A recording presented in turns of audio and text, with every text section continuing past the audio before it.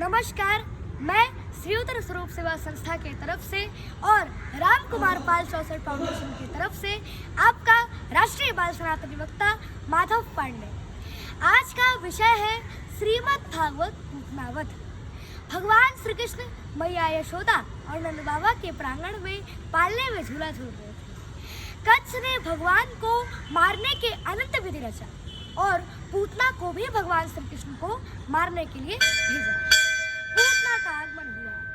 कंसेन प्रहिता घोरा पूतना बाल घातिनी शिशुवंश चार निघ्नन्ति पुरग्राम प्रजादिषु।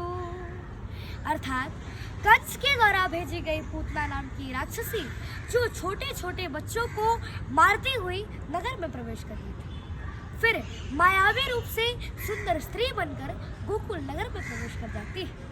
पूतना लोग बालाग्नि राक्षसी रुधिरासना जिघंसयपि हरे स्तनम दत्वा पसदगति। अर्थात पूतना सदैव ही बालकों की खून की प्यासी रहती थी और इसे अभिलाषा से वो भगवान श्री कृष्ण को मारने आई थी, किंतु उसे स्तनपान कराने से उसे सर्वोच्च माता की गति प्राप्त। तो भला इस विषय में क्या कहा जाए। जब माता पूतना रति श्रृंगार करके भगवान श्री कृष्ण के पास पहुंचती है तो भगवान श्री कृष्ण अपने नयन को मूंद लेते हैं, अपने दोनों नेत्र बंद कर लेते हैं। आखिर भगवान श्री कृष्ण ने ऐसा क्यों किया, क्यों पूतना को देखकर अपने दोनों नेत्र बंद कर लिए? इस तथ्य की पुष्टि कवियों ने अनेक प्रकार से की। नंबर 1, भगवान श्री कृष्ण को रति श्रृंगार अति प्रिय थे। अगर कन्हैया पूतना से अपने नयन को मिलाते तो उनसे प्रीति हो जाती, और जिससे प्रीति हो जाती है, प्रेम हो जाता है, तो उसका वध नहीं किया जाता। नंबर 2, कन्हैया के सामने किसी प्रकार की माया नहीं टिकती, तो कृष्ण ने सोचा कि यदि मैंने इसके सामने नेत्र खोल दिए तो उसका राक्षस रूप प्रकट हो जाएगा, जिसे देखकर मेरी मैया डर जाएगी।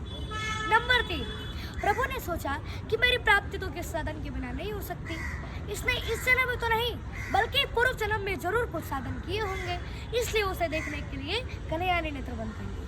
नंबर 4, कन्हैया ने सोचा कि मैं तो गोकुल में माखन मिश्री खाने आया था, परंतु आज तो छठवें दिन ही विष पीने का अवसर आ गया, और विष पीने का अभ्यास मेरा नहीं बल्कि भगवान शिव का है, इसलिए भगवान शिव का ध्यान करने के लिए कन्हैया ने नेत्र बंद कर लिया कि प्रभु आप आइए, हर विष पी लीजिए, बाद में बचा हुआ दूध मैं पी लूंगा। नंबर 5, भगवान विराट स्वरूप श्री कृष्ण के दाया नेत्र सूर्य और बाया नेत्र चांद। मानो सूर्य और चंद्र ने भगवान श्री कृष्ण से कहा कि हे प्रभु, आप इस राक्षसी को कोई भी गति दे दे, परंतु हम अपने मार्ग से इसे बिल्कुल नहीं जाने देंगे। नंबर 6, प्रभु ने सोचा कि इसने माता का रूप भले धारण कर रखा है, परंतु इसके हृदय में क्रूरता भरी हुई, इसलिए ऐसी स्त्री का मुख नहीं देखना चाहिए।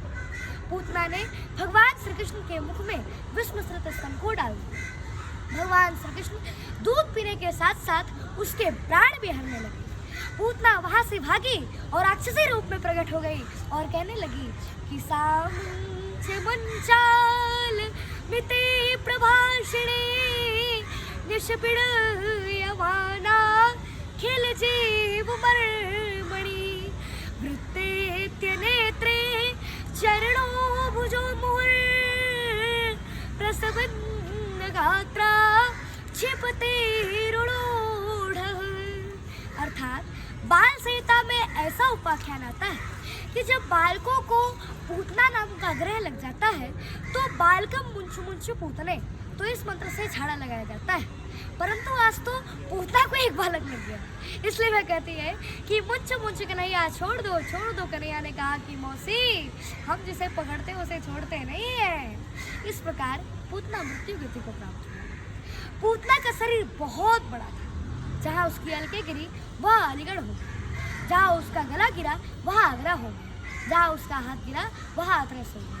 फिर भगवान श्री कृष्ण ने माता पूतना से क्षमा याचना की कि हे माता, स्तनम धनस्येव स्तनेव जीविका ततस्त्वया सह इव माननेन मया सपीतो म्रियते यदि त्वया तो किं वा ममाघ स्वमेव कथ्यते। हे माता, मैं तो एक दुधमुखा बच्चा हूँ, मेरा दूध ही आ रहा है और तूने मेरे मुख में विष मिश्रित स्तन को डाल दिया और मेरे दूध पीने से तू मृत्यु गति को प्राप्त होती हो, तो इसमें मेरा क्या दोष है? तो भला इसमें मेरा क्या दोष है, क्या कसूर है, क्या अपराध है माता? तुम्हें बताओ माता। तो किंवा माग स्वमेव कत्ताम माता, तुम्हें बताओ माता, इसमें मेरा क्या अपराध है?